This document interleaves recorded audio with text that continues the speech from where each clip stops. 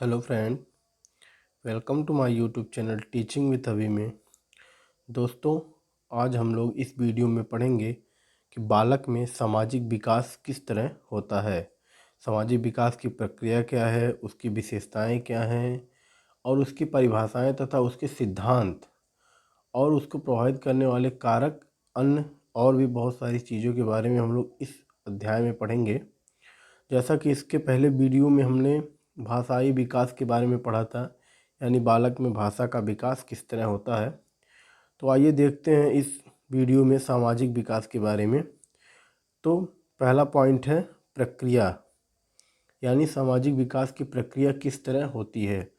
कहा गया कि यह बात अजीब है कि कोई भी बच्चा जन्म से न तो सामाजिक होता है और न ही असामाजिक, फिर भी धीरे धीरे बड़ा होकर परिवार, पास पड़ोस के लोगों के समूह का सदस्य बनते हुए अपने आप को सामाजिक बना लेता है। यानी जब कोई बच्चा जन्म लेता है तो वह उस समय ना तो वह सामाजिक होता है और ना ही असामाजिक होता है, लेकिन वह धीरे धीरे बड़ा होकर अपने परिवार, आस पड़ोस के लोगों के समूह का सदस्य बनते हुए अपने आप को सामाजिक बना लेता है। अगला है परिभाषाएं।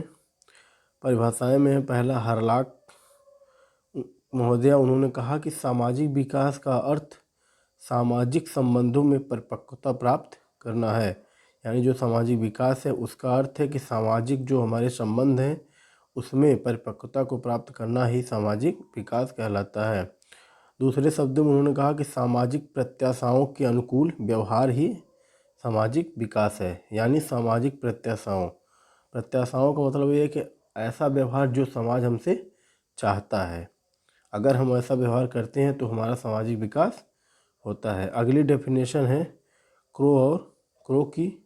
उन्होंने कहा कि जन्म के समय शिशु ना तो सामाजिक होता है ना ही असामाजिक होता है, लेकिन वह ज़्यादा देर तक इस अवस्था में नहीं रहता। यानी उन्होंने कहा कि जन्म के समय शिशु न तो सामाजिक होता है और न ही असामाजिक, लेकिन वह ज़्यादा देर तक इस अवस्था में नहीं रहता। यानी जब वह समाज में, परिवार में आ जाता है तो कहीं ना कहीं धीरे धीरे उसका विकास होने लगता है। अगला परिभाषा है रॉश की। उन्होंने कहा कि सहयोग करने वालों में हम की भावना का विकास तथा आपस में सहयोग या मिलकर काम करने की भावना का विकास करने की क्षमता का संकल्प ही समाजीकरण कहलाता है। उन्होंने कहा कि जो हम लोग सहयोग की तरह एक दूसरे के साथ मिलकर किसी काम को करने की जो हम लोगों में क्षमता विकसित होती है उसे ही क्या समाजीकरण कहलाता है। अगली परिभाषा है सोरेनसन की। उन्होंने कहा कि सामाजिक वृद्धि एवं विकास का अर्थ है अपनी और दूसरों की उन्नति की योग्यता की समझ। और अगला है सामाजिक विकास के सिद्धांत, यानी सामाजिक विकास के कौन कौन से सिद्धांत हैं। पहला है कूले का स्वदर्पण का सिद्धांत। इस सिद्धांत में कहा गया है कि कूले ने इस सिद्धांत के अनुसार एक व्यक्ति खुद से खुद की कमियां नहीं देख सकता। समाज वह दर्पण है जो उसे उसकी कमियां, बुराइयां आदि को दिखाकर उसे सुधारने के लिए बेबस करके सामाजिक प्राणी बना देता है। यानी कूले ने कहा कि जो व्यक्ति है उसे खुद से खुद की कमी नहीं दिखती है, यानी समाज ऐसा दर्पण है जो उसे उसकी कमियां, बुराइयां आदि को क्या करता है, दिखाता है और उसे सुधारने के लिए बेबस करता है, जिससे वह क्या होता है, धीरे धीरे सामाजिक प्राणी बन जाता है। इसमें समाज एक दर्पण होता है जिससे व्यक्ति देखकर सीखता है। अगला सिद्धांत है मिड का आत्मचेतना या मैं और मुझे का सिद्धांत। इसमें कहा गया है कि शुरुआत में हर व्यक्ति अपने हितों की पूर्ति, यानी मैं, यानी यहाँ मैं शब्द जो है स्वयं के लिए प्रयोग किया गया है, पर जोर देता है, लेकिन बाद में उसे पता चलता है कि हित एक तरफा सीधे नहीं जा सकते, क्योंकि हमारे हितों की पूर्ति दूसरे हितों की पूर्ति पर, यानी मुझे जो यहाँ दूसरे के लिए प्रयोग किया गया है पर निर्भर है। इस तरह मैं या स्वार्थ से मुझे की तरफ जाना ही क्या है, समाजीकरण। यानी इसमें कहने का इसका मतलब ये है कि शुरुआत में हर व्यक्ति अपने हितों की पूर्ति पर जोर देता है। यानी जब शुरू शुरू में सभी व्यक्ति सिर्फ अपने बारे में सोचते हैं, लेकिन उसे बाद में यह पता चलता है कि एक तरफा हित सीधे नहीं जा सकते, क्योंकि हमारे हितों की पूर्ति दूसरे के हितों पर भी निर्भर है। इस तरह मैं स्वार्थ से मुझे या सहयोग या समूह की तरफ जाना ही क्या है, सामाजिकरण है। अगली परिभाषा है दुर्खीम का सामूहिक प्रतिनिधित्व का सिद्धांत। यानी दुर्खीम ने सामूहिक प्रतिनिधित्व का सिद्धांत दिया। इस सिद्धांत के अनुसार कोई भी व्यक्ति जानबूझकर सामाजिक नहीं होता। यानी इसमें जो दुर्खीम है उन्होंने कहा कि कोई भी व्यक्ति है वह जानबूझकर सामाजिक नहीं होता है। ठुकराए जाने, दंडित होने, मजाक का पात्र बनने तथा खोने के डर से एकांतवास करने की इच्छा वाला स्वार्थी मनुष्य सामाजिक बन जाता है। यानी उन्होंने कहा कि जब व्यक्ति को ठुकराया जाता है, उसे दंडित किया जाता है और उसका जगह जगह पे मजाक बनाया जाता है, तो तथा खोने के डर से एकांतवास करने की इच्छा वाला जो व्यक्ति है, स्वार्थी व्यक्ति है, वह भी क्या होता है, सामाजिक प्राणी बन जाता है। अगला है कि विभिन्न अवस्थाओं में सामाजिक विकास। यानी जो प्रत्येक अवस्था हम लोगों की है उसमें सामाजिक विकास किस तरह होता है। इसमें कहा गया कि प्रत्येक अवस्था के सामाजिक विकास में कुछ नए नए गुणों का सृजन होता है। इसीलिए विकास की प्रत्येक अवस्था में सामाजिकरण क्या है, महत्वपूर्ण है। यानी उन्होंने कहा कि जो प्रत्येक अवस्था होती है उसमें कुछ नए नए चेंजेस आते रहते हैं, इसीलिए विकास की प्रत्येक अवस्था में सामाजिकरण क्या है, महत्वपूर्ण है। अब पहला है शैशवावस्था में सामाजिक विकास। यानी जो शैशवावस्था होती है इसमें सामाजिक विकास किस तरह होता है। तो हरलाक ने सामाजिक विकास के लिए निम्नलिखित आंकड़े दिए हैं। जो हरलाक महोदय हैं उन्होंने कुछ आंकड़े सामाजिक विकास के बारे में दिए हैं जो कि शैशवावस्था के बारे में बताते हैं। इसमें दिया गया है कि प्रथम माह, उन्होंने बताया कि जो प्रथम माह में इस अवस्था में बच्चे तीव्र प्रकाश या ध्वनि से चौंक जाते हैं तथा अपने नेत्रों को घुमाने की कोशिश करते हैं। कहा गया है कि जब बालक एक मंथ का होता है तो वह क्या करता है, तीव्र प्रकाश या ध्वनि से चौंक जाता है और अपने नेत्रों को घुमाने की कोशिश करता है। द्वितीय माह और दूसरे सप्ताह में, इस माह में बालक ध्वनियों को पहचानने लगता है और जो व्यक्ति उसके पास आकर ताली बजाता है या खिलौने आदि दिखाता है वह उसे देखकर मुस्कुराता है। यानी कहा गया है कि जब बालक 2 माह का हो जाता है तो वह ध्वनियों के क्या करने लगता है, पहचानने लगता है, और जो व्यक्ति उसके आसपास आकर ताली बजाता है या खिलौने आदि को दिखाता है तो वह उसे देखकर क्या करता है, मुस्कुराता है। तीसरा माह, यानी जब बालक 3 माह का होता है तो इस माह में बच्चा परिवार के सदस्यों को पहचानने लगता है। अगर कोई उसके पास आकर बोलता है या ताली बजाता है तो वह रोते रोते चुप हो जाता है। यानी इसमें कहा गया है कि तीसरे माह में बालक अपने परिवार को सदस्य को पहचानने लगता है। अगर कोई उसके पास आकर बोलता है या ताली बजाता है तो वह रोते रोते क्या हो जाता है, चुप हो जाता है। अब है अगला चौथा माह। इस उम्र तक बच्चा परिवार के सदस्यों में घुल मिल जाता है, किसी के साथ खेलने पर हंसता है और दूर चले जाने पर रोता है। पांचवा माह, इस उम्र तक बच्चा प्रेम और क्रोध में अंतर समझने लगता है। यानी जो 5वें माह जब होता है तो उसमें बालक प्रेम और क्रोध में अंतर समझने लगता है। यानी उसे यह पता चल जाता है कि कौन व्यक्ति हमें प्रेम करेगा और कौन हमें क्रोध करेगा।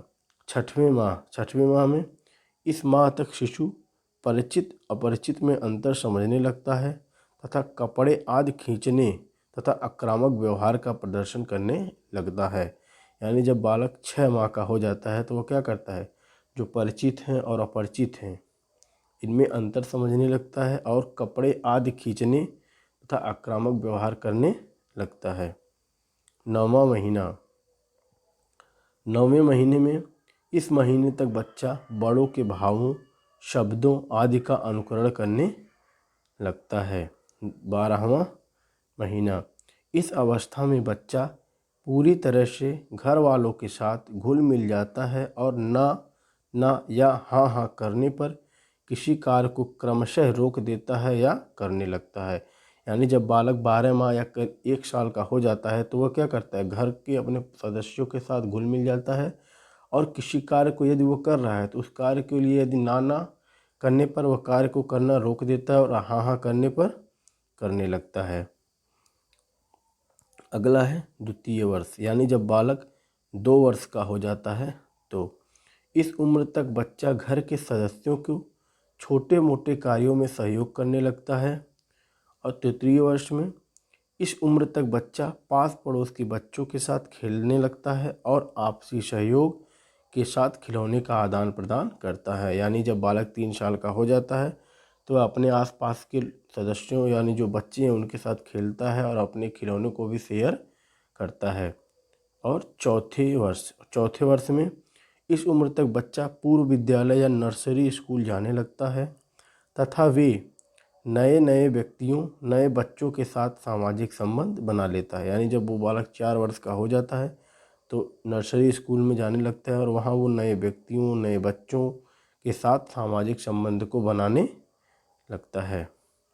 अगला है 5वां वर्ष, यानी जब बालक 5 वर्ष का होता है तो इस उम्र तक बच्चा सामाजिक रूप से परिपक्व बन जाता है तथा वह समूह का यह जानकर उसके मानकों का अनुसरण करने लगता है कि इस उम्र में नैतिकता जन्म लेना शुरू कर देती है। यानी कहा गया कि जब बालक 5 वर्ष का हो जाता है तो इस उम्र में बच्चा सामाजिक रूप से और परिपक्व बन जाता है तथा वह समूह का है यह जानकर उसके मानकों का अनुसरण करने लगता है। यानी उसे लगता है कि हम इस समूह के सदस्य हैं तो जो उसके मानक है जो उसके मानदंड है उसका वो अनुसरण करता है।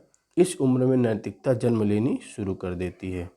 6वां वर्ष, इस उम्र तक बच्चा प्राथमिक विद्यालय जाने लगता है तथा सामाजिक विकास अत्यंत तीव्र होने लगता है। यानी जब बालक 6 वर्ष का हो जाता है तो वो प्राथमिक विद्यालय जाता है और उस समय उसका जो सामाजिक विकास है उसकी गति क्या हो जाती है, तीव्र हो जाती है। अब अगला पॉइंट है बाल्यावस्था में सामाजिक विकास, यानी जो बाल्यावस्था की उम्र है उसमें सामाजिक विकास किस तरह होता है। तो पहला है मित्र का चयन, यानी इस उम्र में बालक क्या करते हैं, अपने मित्रों का चयन करते हैं। दूसरा है नैतिकता की परिपक्व समझ और उन्हें नैतिकता की धीरे धीरे समझ होने लगती है। तीसरा पॉइंट है समूह का नेता बनने की इच्छा, यानी जो बालक होते हैं उसमें यह रहता है कि उनका जो ग्रुप होता है वो सोचते हैं कि उस ग्रुप का संचालन वो स्वयं करें। चौथा है बहिर्मुखी प्रवृत्ति, और उस समय उनकी जो बहिर्मुखी प्रवृत्ति की इच्छा होती है, यानी वो हर तरह से हंसना खेलना कूदना पसंद करते हैं। समूह भावना का विकास, और समूह में रहने की चेष्टा करते हैं और समूह में रहने के लिए एकदम एक साथ मिलजुल कर रहना पसंद करते हैं। अगला है 6वां है समलैंगिक समूह, यानी वो जो है अपना समूह अपने ही लिंग के बच्चे के साथ लड़का लड़की के साथ ही समलैंगिक समूह बनाने लगता है। 7वां है खोखली मित्रता, और इस अवस्था में जो मित्रता होती है वो खोखली होती है, यानी पूरी तरह से स्वार्थ पे टिकी होती है। यानी जो बालक होते हैं वो स्वार्थ में ही मित्रता करते हैं, कोई खिलौने का आदान प्रदान एक दूसरे के साथ खेलने के लिए करेंगे, और इस समय की जो मित्रता होती है वो पूरी तरह खोखली होती है। अगला है किशोरावस्था में सामाजिक विकास। पहला है समूहों का निर्माण, यानी किशोरावस्था में लोग समूहों का निर्माण करना शुरू कर देते हैं। विरोधाभासी सोच, और जो सोच में क्या होती है, विरोधाभास पाया जाता है, यानी आप जो कहेंगे वो नहीं, वो सिर्फ अपने मन वाली करेंगे। वीर पूजा का उदय, यानी वो बड़े बड़े एक्टर मतलब किसी अच्छे एक मॉडल की तरह खुद को बनाने की कोशिश करने लगते हैं। और विद्रोह की भावना, और इस समय जो भावनाएं उनके अंदर कैसी होती है, विद्रोह करने की भावनाएं होती हैं। और समूह भावना उग्र होती है, यानी वो समूह में रहना पसंद करते हैं और उस समय उनकी जो भावनाएं होती हैं बहुत ही उग्र गति से होती हैं। 6वां है विषम लिंगी प्रेम का उदय, और विपरीत लिंग के प्रति आकर्षण होने लगता है, यानी लड़का लड़की के प्रति आकर्षित होता है और जो लड़के होते हैं वो लड़कियों के प्रति और लड़की लड़कों के प्रति। सामाजिक परिपक्वता, और इस उम्र में सामाजिक परिपक्वता धीरे धीरे उनके अंदर आने लगती है। 8वां है नैतिकता की सोच, और नैतिकता के बारे में भी वो सोचने लगते हैं। देश विदेश की घटनाओं में रुचि, और वो देश विदेश की घटनाओं में क्या घट रहा है इन सब चीज़ों के बारे में भी रुचि लेने लगते हैं। 10वां पॉइंट है अन्याय के विरुद्ध लड़ने की इच्छा, और इस उम्र में अन्याय के विरुद्ध लड़ने की प्रबल इच्छा होती है। यानी इस उम्र में बालक चाहते हैं कि जो समाज में हो रहे अन्याय है उनका वो खुलकर क्या करें, विरोध करें। 11वां आदर्शवादी सोच, और वो खुद को क्या एक आदर्श मानते हैं, यानी वो चाहते हैं कि समाज में कोई भी बुराई न रहे, अन्याय के प्रति वो लड़ें। इस तरह की सोच, एक आदर्शवादी सोच रखते हैं। 12वां आत्मसम्मान की भावना, और वो चाहते हैं कि सब उनका क्या करें, सम्मान करें। अब अगला है सामाजिक विकास की विशेषताएं, यानी जो सामाजिक विकास है उसकी विशेषताएं क्या क्या हैं। पहला है सामाजिक विकास आजीवन चलता है, यानी जो हमारा सामाजिक विकास है ये जीवन पर्यंत चलता रहता है। दूसरा है धर्म के प्रभाव में ह्रास सामाजिक विकास की एक अन्य विशेषता है, यानी कहा कि धर्म के प्रभाव में ह्रास सामाजिक विकास की एक अन्य विशेषता है। यानी उन्होंने कहा कि जब धर्म इसके बीच में आ जाएगा तो उस समय जो सामाजिक विकास क्या होगा, उसमें ह्रास होने लगता है। सामाजिक विकास सरल से जटिल अवस्था में परिवर्तित हो जाती है। चौथा है कि सामाजिकरण आपसी हितों की पूर्ति है, यानी उन्होंने कहा कि जो सामाजिकरण की प्रक्रिया है ये आपसी हितों की पूर्ति है। यानी एक व्यक्ति दूसरे व्यक्ति का सहयोग करेगा तभी दूसरा व्यक्ति उस व्यक्ति की सहयोग करेगा, यानी इसमें एक दूसरे के साथ मिलजुल कर रहने और आपस में सहयोग करने की भावना होती है। 5वां पॉइंट है सामाजिकरण आपसी सहयोग की भावना है। और 6ठा पॉइंट है सामाजिकरण का अर्थ खुद को समाज के अनुरूप ढालना, यानी जो समाज जैसा चाहता है, समाज के जैसे नियम है, कानून है, रीति रिवाज हैं, उन सब के अनुसार खुद को ढालना ही क्या कहलाता है, सामाजिकरण कहलाता है।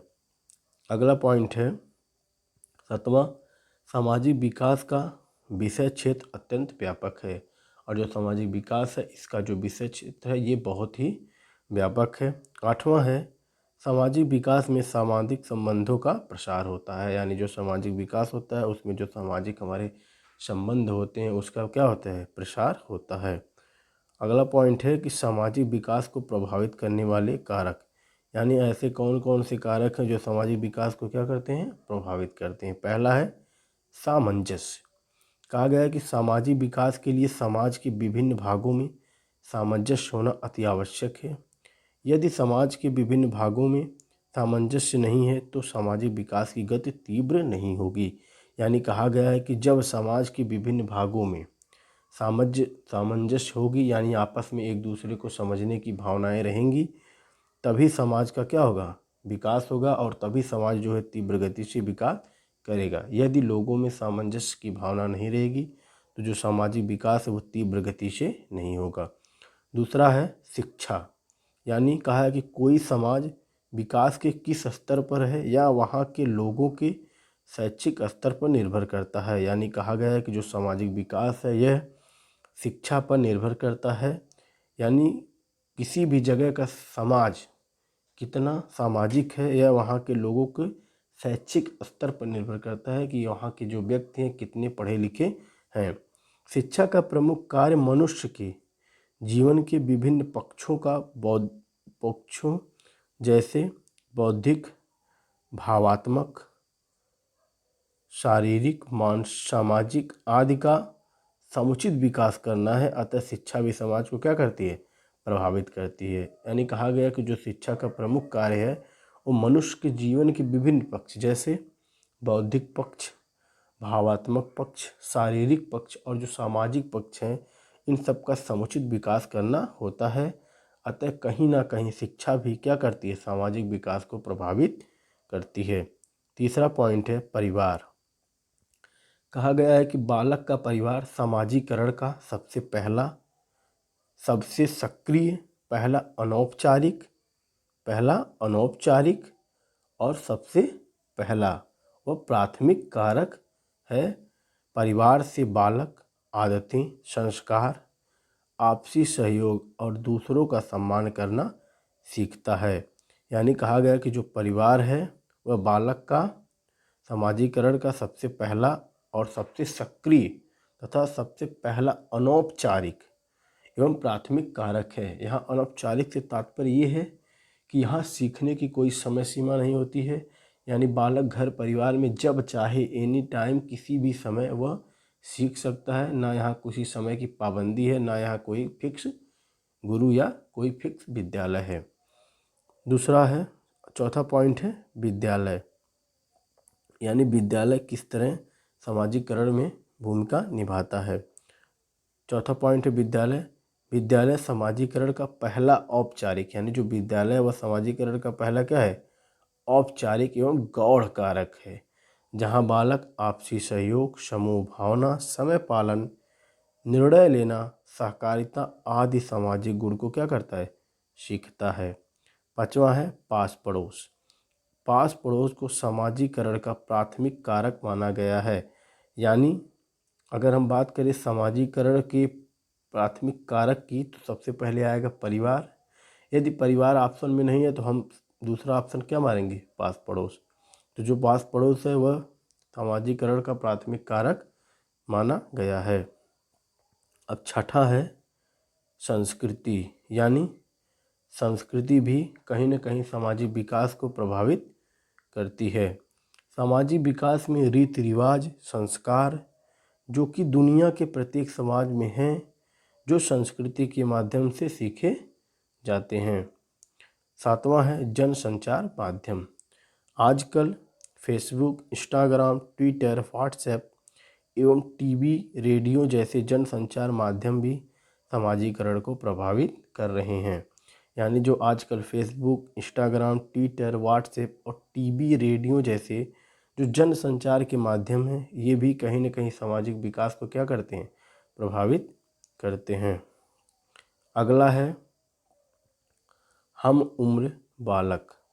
यानी जो हमारे उम्र के बालक होते हैं, यानी जो बालक है उसके सहपाठी जो होते हैं, बच्चे का सबसे बेहतर समाजीकरण हम उम्र के बालकों के साथ होता है। यानी कहा गया है कि जो बालक है उसका सबसे बेहतर समाजीकरण उसके हम उम्र के बालक ही करते हैं। यानी कहा गया कि संगति का असर पड़ता है। तो ठीक वही बात यहाँ कही गई है कि जो बालक होते हैं, जिस तरह के माहौल, परिवेश, जिस तरह के उसके यार दोस्त रहेंगे, उसमें उसी तरह का समाजीकरण होता है। नौवां है वातावरण।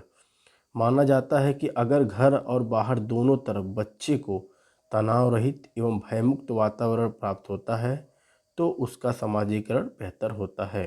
यानी कहा गया है कि अगर बालक का घर और बाहर दोनों तरफ बच्चे को तनाव रहित एवं भयमुक्त वातावरण प्राप्त होता है तो उसका समाजीकरण बेहतर होता है। 10वां है वंशानुक्रम। माना जाता है कि अगर बालक वंशानुक्रम से स्वस्थ है तो समाजीकरण बेहतर होता है।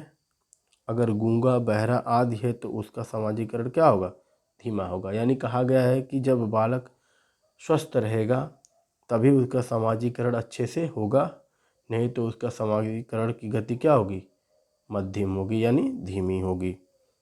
अगला है कुछ इसमें प्रमुख बिंदु हैं। जैसे पहला, समूह भावना की शुरुआत बाल्यावस्था में होती है।